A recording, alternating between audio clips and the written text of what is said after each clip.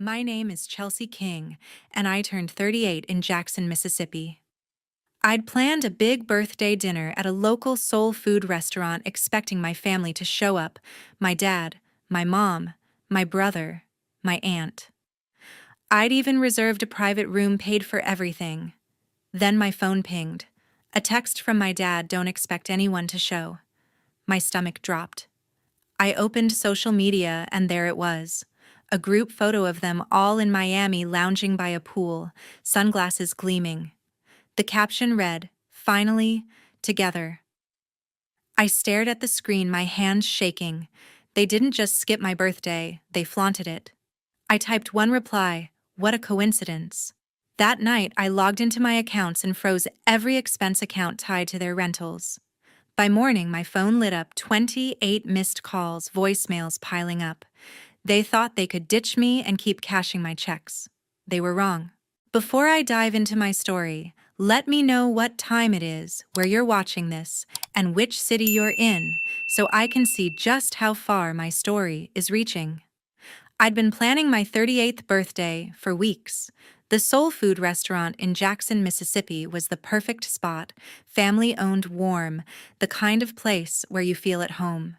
I reserved a private room, ordered platters of fried catfish, collard greens, and cornbread, enough for my whole family: my dad, my mom, my brother, my aunt. I'd even sent invites a month ago, double-checked RSVPs. They all said they'd be there. I wanted it to be special, a chance to bring everyone together, maybe smooth over the tension that had been simmering for years. I'm a real estate investor, have been for over a decade. I own 6 apartment buildings in Jackson, and my family lives in 3 of them, paying way below market rent. I've covered their late payments, skipped fees, even paid for my brother's car when his business tanked. It's not like I'm rolling in cash, but I've worked hard, built a solid portfolio: 25 units, steady income. My dad's always called it our family empire, like he had a hand in it. He didn't. I started with a small inheritance from my grandmother and turned it into something real. They've leaned on me ever since, expecting handouts while throwing shade at my choices. The biggest sore spot: my boyfriend, Owen. We've been together 3 years, and he's the best thing in my life. He's a mechanic, owns a small auto shop in town. He's got this quiet strength, always fixing things: cars, my bad days, you name it. But my family can't stand him. They call him grease monkey behind his back, say he's not good enough for me. My mom once told me straight to my face I could do better than a guy who comes home with oil stains on his jeans. My brother's worse: he's always dropping hints that Owen's just after my money, as if I'm some clueless heiress. It's been a constant battle, their snide comments chipping away at me. I thought my birthday could be a fresh start, a night where they'd see Owen the way I do. That morning, I was buzzing with excitement. I'd spent hours picking out a dress. Navy blue, simple but sharp. Owen helped me set up the restaurant, hauling in decorations, joking about how I'd gone overboard with the balloons. I laughed, but deep down I was nervous. My family's never been easy. My dad's the type who expects everyone to fall in line with his plans, always talking about family image. My mom backs him up, nodding along like he's preaching gospel.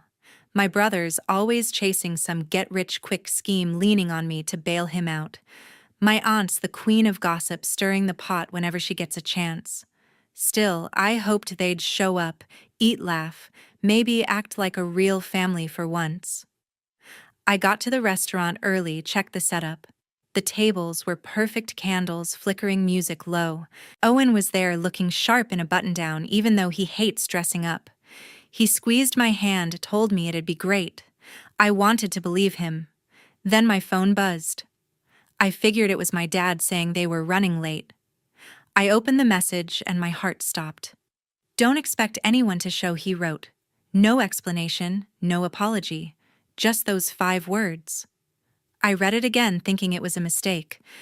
My dad's always been blunt, but this was a gut punch. I stood there staring at the screen, feeling the room shrink around me. Owen asked what was wrong, but I couldn't speak. My family didn't just ditch me, they didn't even care enough to fake an excuse. I'd spent thousands on them, carried their weight for years, and this was how they repaid me. I wasn't just hurt. I was done. I stood in the restaurant, the candles flickering on empty tables, my phone heavy in my hand. Owen looked at me, his eyes searching. "Babe, what's going on?" he asked. But I couldn't form words. My family had ditched my birthday. No warning, no excuse. I needed to know why. I opened my social media app hoping for some clue, maybe a last-minute emergency. Instead, I found a photo that hit me like a freight train. There they were. My dad, my mom, my brother, my aunt posing by a Miami pool, all smiles, drinks in hand. The caption read, "Finally together." I stared at it, my pulse racing. They weren't just skipping my party. They were on a full-blown vacation, flaunting it for the world to see. And I wasn't invited. I scrolled through the comments. Friends, cousins, even my mom's book club were chiming in with heart emojis and looks like fun. Not one mentioned me. My aunt had posted the photo, her usual smug grin plastered on her face. My brother was laughing, arm around my mom, who looked happier than I'd seen her in years. My dad stood in the center, proud, like he'd orchestrated the whole thing. This wasn't a last-minute trip. They'd planned it, kept it secret, and chose my birthday to rub it in my face. I felt like I'd been erased, like I wasn't even part of the family anymore. My whole life, I'd carried their weight, cheap rent loans, favors, and this was their thanks. A public slap captioned, "Finally together," as if I was the one holding them back. I wanted to scream, to call them out right then and there. But something stopped me. I'd spent years letting their jabs slide, swallowing my hurt to keep the peace. Not this time. I locked my phone, took a deep breath, and looked at Owen. "Let's eat," I said, my voice steadier than I felt. He raised an eyebrow but didn't push. We sat down at the table meant for 10. Just the two of us, surrounded by untouched plates of catfish and cornbread. The waiter, sensing the mood, kept his distance. Owen cracked a joke about the balloons still floating above us, trying to lighten things up. I forced a smile, but my mind was racing. They thought they could humiliate me and keep cashing my checks. They had no idea who they were dealing with. As we ate, I started piecing it together. My family's always been about appearances, big house, fancy trips, the perfect image. They hated Owen because he didn't fit their mold, a mechanic who didn't care about their social ladder. This Miami trip wasn't just a vacation, it was a statement. They wanted to show me I didn't belong, that I was the outsider for choosing him. I thought about the apartments I owned, the ones they lived in for pennies. My brother's failing business propped up by my properties. My dad's boasts about our empire built on my back. They'd taken everything I'd given them and thrown it in my face. I wasn't just angry, I was done playing their game. I leaned across the table, looked at Owen. "They think they can cut me out," I said, my voice low. "They're wrong." He nodded, his eyes steady, like he knew I was cooking up something big. I didn't tell him the details, not yet. But in my head, a plan was forming. I'd hit them where it hurt, their wallets. I could raise their rent to market rates, sell off the commercial property my brother used for his so-called business. I'd given them too much for too long, and they'd mistaken my kindness for weakness. They wanted to play dirty. I'd show them I could play dirtier. By the time we finished dinner, I felt a strange calm. The hurt was still there, sharp and raw, but it was fueling something else, resolve. I wasn't going to cry or beg for their approval. I was going to take back control. Owen drove us home, his hand on mine, not asking questions. He knew me well enough to let me stew. I woke up the morning after my birthday with a fire in my chest. My family had declared war, and I wasn't going to roll over. For years I'd carried their weight, cheap rent loans, endless favors, and they'd repaid me with betrayal. No more. By noon, I was at my desk, laptop open, diving into the leases for the 3 apartment buildings where my dad, my mom, my brother, and my aunt lived. I'd let them pay half the market rate, sometimes less, because they were family. That ended today. I drafted new lease agreements, raising the rent to full market value, $2,000 a month per unit, no exceptions. Mississippi law required 30 days' notice, so I sent the emails through my property management software, knowing they'd hit their inboxes by evening. No discussion, no warning, just cold, hard numbers.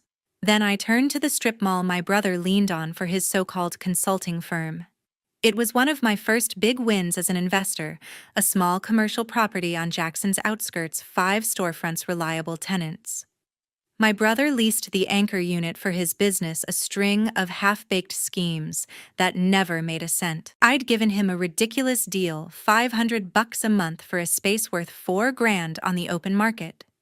He'd used it to play entrepreneur, flashing the address on business cards while I covered his losses.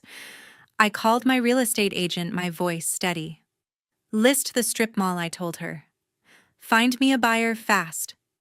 By afternoon, she had a developer on the hook, ready to turn it into a retail hub. I signed the preliminary sale agreement, cash offer 20% above asking. My brother's lifeline was gone, and I didn't blink. By 6 p.m., my phone started buzzing. My mom's text came first. "What's this about the rent going up?" "Call me now." I didn't. My brother fired off a string of messages. "You can't do this. That's my business space. We need to talk." I ignored them. My aunt sent a novel-length text whining about how shocked she was, how I was ripping the family apart. My dad's message was short, icy. "This is low even for you." I read each one, my jaw clenched, but I didn't reply. They'd planned their Miami stunt to cut me out, and now they were scrambling because I'd hit back where it hurt. By morning, my phone showed 28 missed calls, voicemails piling up, angry, then desperate. They thought they could guilt me into backing down like I'd done for years. They were wrong. I sat with Owen that night, sipping coffee at our kitchen table. "They're freaking out," I told him, sliding my phone across to show the texts. He scanned them, shaking his head, a faint smile on his lips. "They didn't see you coming," he said. I nodded, a mix of satisfaction and heaviness settling in. This wasn't just about money, it was about taking back my power. My family had treated me like a bank, cashing my checks while sneering at Owen at me. Raising the rent and selling the strip mall wasn't just revenge. It was me saying I was done being their doormat. I'd poured thousands into their lives, rent discounts, car loans, my brother's endless failures, and they'd repaid me with a public snub. Now they'd learn what life looked like without my support. The next day, the texts kept coming more desperate. My brother sent a long one. "I can't afford $2,000 a month. You're killing my business. Let's work this out." I didn't answer. My mom called 3 times, leaving a voicemail about how this isn't how family acts. I deleted it halfway through. My aunt tried guilt texting about my dad's stress and how I needed to think about the family. I almost laughed. They hadn't thought about me when they posed for that photo, when they chose Miami over my birthday. My dad sent another text. "You'll regret this." I didn't flinch. They'd made their choice, and I'd made mine. I checked my email and saw a note from my agent. The strip mall deal was on track, closing in 2 weeks. The buyer's cash offer was locked in, and my brother's firm would be out, no extensions. I felt no guilt. He'd never thanked me for the cheap lease, never acknowledged the thousands I'd sunk into his ventures. My dad and mom were no different, living in my apartments like they owned them, never offering a dime for repairs or taxes. My aunt, always stirring drama, had no right to lecture me. I'd given them everything, and they'd thrown it back in my face. Now they'd face the consequences. Owen watched me work, his eyes steady. "You sure about this?" he asked, not pushing, just checking. "Absolutely," I said. This wasn't just about cutting them off, it was about breaking the chains they'd used to control me. Every missed payment I'd covered, every favor I'd done had given them leverage. No more. I sent a final email to my property manager, locking in the rent increases. No negotiations, no discounts. My family wanted to act like I didn't exist. Fine. They could live like it. The texts kept coming over the next few days, a mix of anger and pleading. My brother offered to make it right if I gave him time. My mom tried guilt again. "We're your family. You can't do this." My dad's last message was a threat. "You're making a mistake." I didn't respond. Their panic felt like justice they'd crossed me, and I wasn't letting them off. My phone buzzed nonstop, but I turned it to silent, done with their excuses. I'd drawn my line in the sand, and I wasn't stepping back. They'd underestimated me, and they were about to find out how much that cost. 3 days after I raised their rent and listed the strip mall, my dad and mom showed up at my doorstep unannounced. I'd been expecting this, but seeing them there, my dad's jaw set. My mom's eyes narrowed, still sent a jolt through me. Owen was at his shop, so it was just me, standing in my living room facing them down. My dad didn't waste time. "You're being selfish?" He said, his voice sharp like I was a kid who'd broken a rule. "Raising our rent, selling your brother's business space? This isn't you." My mom jumped in, her tone softer but just as cutting. "We're your family. You're tearing us apart over a tantrum." I stood there, arms crossed, letting their words hang. They thought they could march and guilt me, and I'd fold. They didn't know I was done playing their game. I leaned against the counter, keeping my voice steady. "You chose Miami over my birthday," I said. "You posted it for the world to see. Don't talk to me about family." My dad's face reddened. "That was a family trip. You could have come if you weren't so stubborn." Stubborn, I almost laughed. They hadn't invited me, hadn't even hinted at it. My mom tried a different angle, her voice trembling like she was on the verge of tears. "We didn't mean to hurt you. We just needed time together. You've been so distant." Distant, I'd been covering their rent, bailing out my brother, swallowing their jabs about Owen for years. I shook my head. "You don't get to rewrite this. You made your choice." My dad stepped closer, pointing a finger. "You think you can cut us off? We built you up. You'd be nothing without us." That hit a nerve, but I didn't flinch.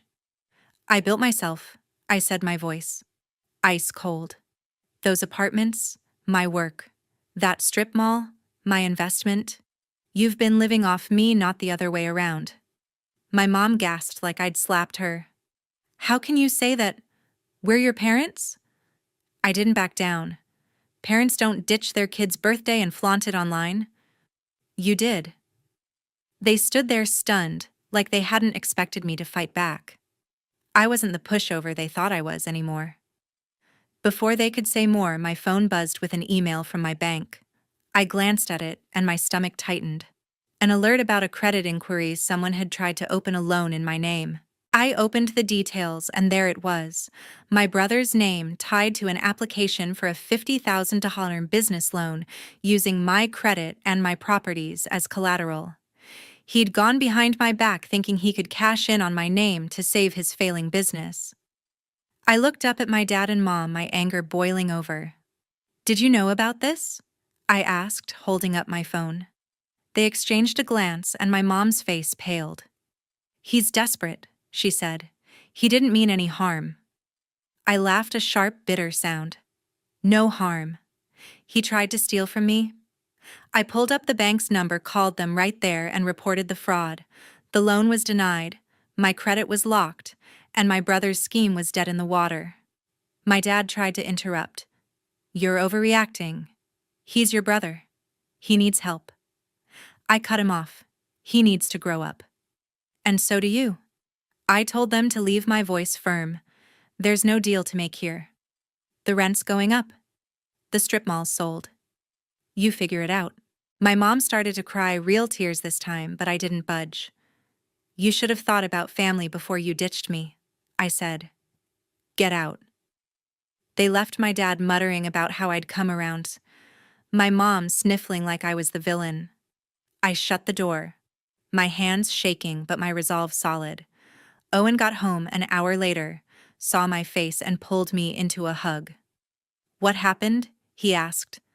I told him about the confrontation, the loan attempt, everything. "They think they can bully me into backing down," I said. He squeezed my hand. "They don't know you at all, do they?" I shook my head, a small smile breaking through. He was right. They'd underestimated me, thought I'd cave, like I always had. But I was done bending. Later that night, my brother sent a text trying to play innocent. "I didn't mean to use your name. I was desperate. Let's talk." I didn't reply. My aunt called, leaving a voicemail about how I was destroying the family legacy. I deleted it. My dad sent one last message: "You're making enemies you don't want." I didn't respond.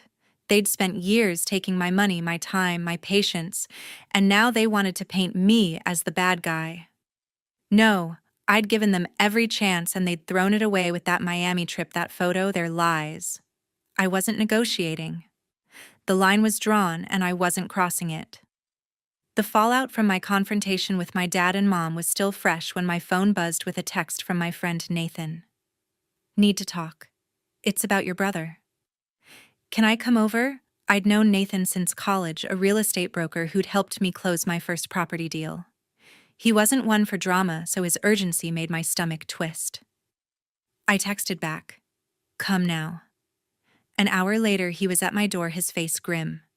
Owen was home tinkering with a carburetor in the garage, so I led Nathan to the kitchen table. "What's going on?" I asked, bracing myself. He didn't sugarcoat it. "Your brother's been shopping your properties to investors, claiming he has power of attorney over your portfolio. He's trying to sell your apartments to cover his debts." I stared at him, my pulse spiking.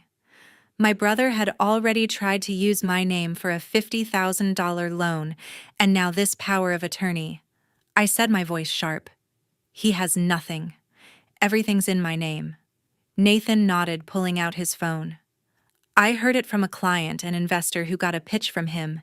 He's saying you're unstable, and he's stepping in to manage the family assets." I felt a cold fury settle in. My brother wasn't just desperate, he was scheming to steal what I'd built.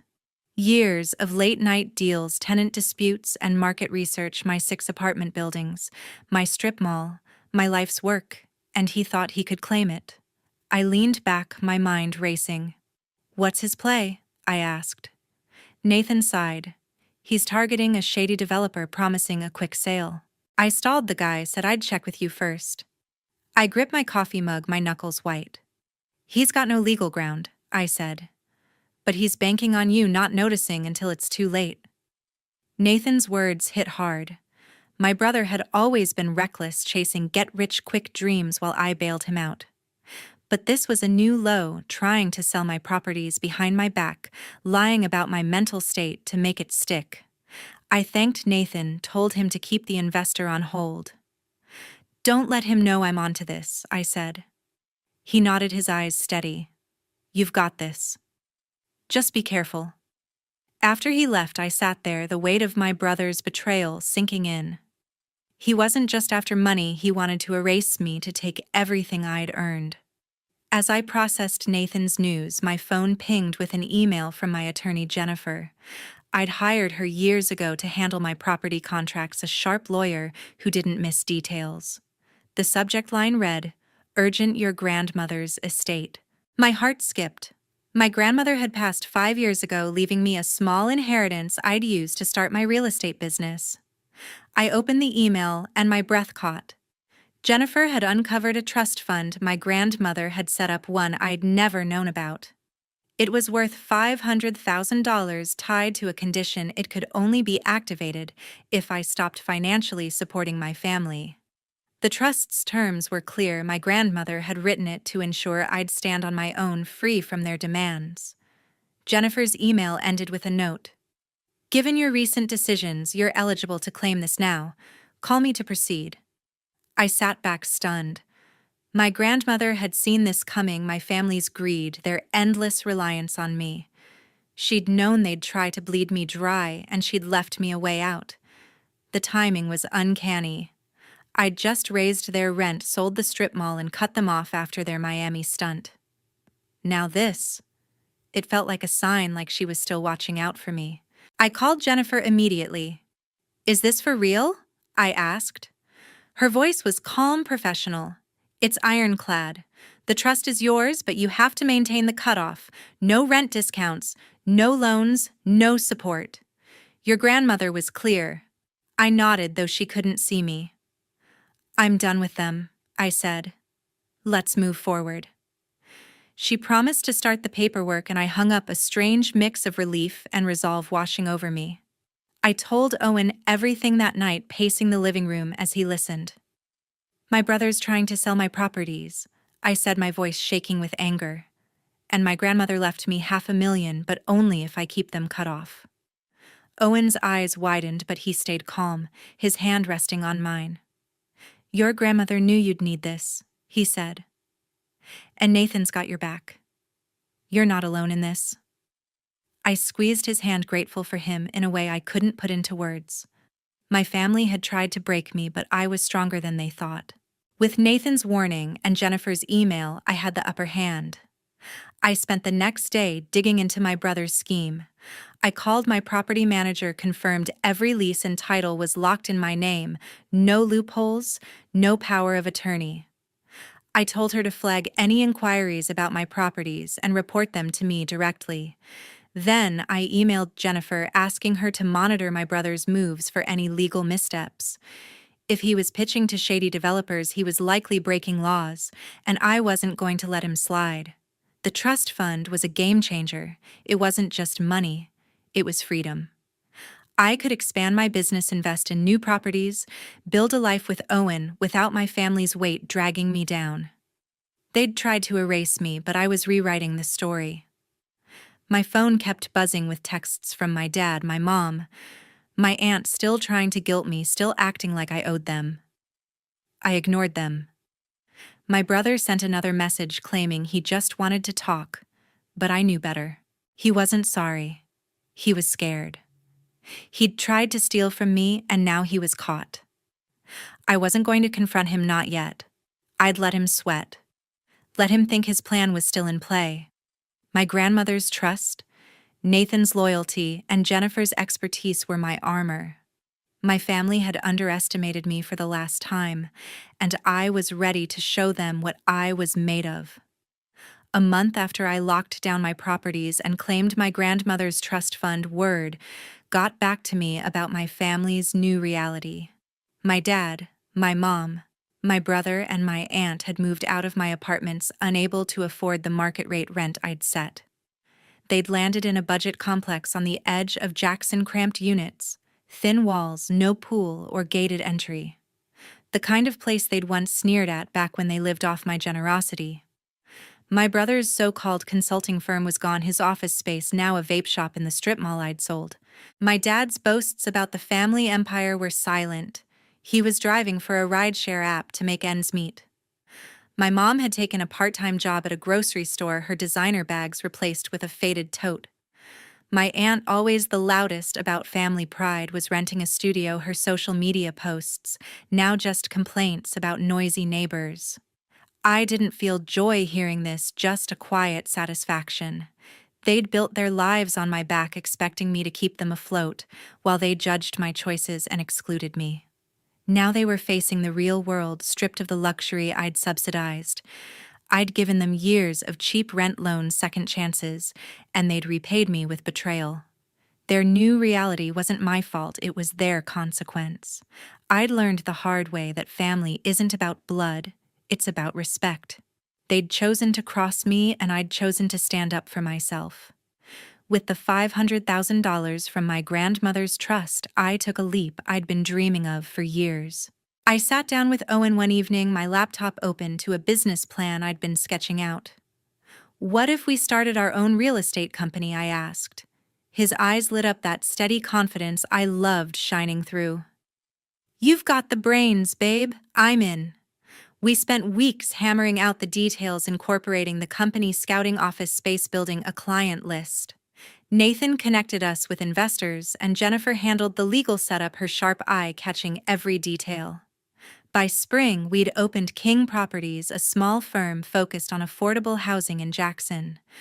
Owen took charge of operations, his practical know-how balancing my vision. We hired a small team, and I used the trust fund to buy 2 new apartment buildings, ones we'd renovate to give families a decent place to live without breaking the bank. Every step felt like a reclaiming of my power. My family had tried to tear me down, to steal what I'd built, but I was building something better, something mine. Owen was by my side, not just as my boyfriend, but as my partner, his belief in me unwavering. The trust fund wasn't just money. It was my grandmother's way of reminding me I was enough. She'd seen their greed, known they'd try to hold me back, and given me a way to rise above. Starting King Properties wasn't just about business, it was about proving I didn't need their approval to succeed. Looking back, the lesson hit hard. Self-respect isn't negotiable. I'd spent years bending over backward thinking I could earn their love by giving more. But love doesn't work that way, and neither does family. They'd taken my kindness for weakness, but I'd shown them I was stronger than they ever imagined. I wasn't the villain in their story, I was the hero in mine. Every deal I closed, every tenant I helped, every day I built with Owen was a step toward a life I chose, not one they dictated. To everyone who's followed this story, thank you. You've been with me through the hurt, the fight, and the triumph. Your support means everything. It's what keeps me going, keeps me sharing. If you felt something from this, if it's hit home, please hit that subscribe button. Join me for more stories about standing up, fighting back, and finding your own path. You're not just viewers, you're part of this journey. Thank you for being here.